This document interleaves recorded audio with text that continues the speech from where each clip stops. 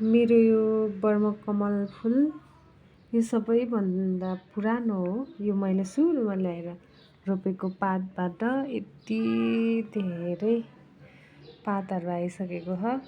अनि मैले चाहिँ यो धेरै तल तल झुन्डियो अनि यसलाई यस्तो गरेँ, यो काठमा अडाउने भनेको, तर अलि धेरै समय त अडाएँ तर कस्तो गाह्रो भयो होला जस्तो कि यो फेरि काठ अलि नमिलेको जस्तो हो। अब केही समय फुल्छ होला जस्तो लाग्छ मलाई।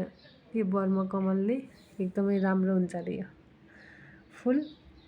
अनि मैले चाहिँ अहिले कोठाभित्र ल्याएको छु योलाई। मलाई चाहिँ फुलहरू स्याहार्न होइन, यसलाई के हुर्काउनलाई चाहिँ एकदमै मेहनत गर्छु कि मैले चाहिँ अनि मैले चाहिँ उस बालिदिन्छु धुपहरू, बेला बेलामा पानी हाल्ने। अनि आज मैले यसको पातहरू अलि सफा गरिदिन्छु। अलि माथि घाम पर्ने, धेरै घाम पर्ने ठाउँमा राखेको, अनि एकदम ठुलो भएको छ। मैले यसलाई कता पो राख्ने हो, राख्ने ठाउँै छैन। अलि उसलाई हुने सहज हुने ठाउँ खोज्न छ।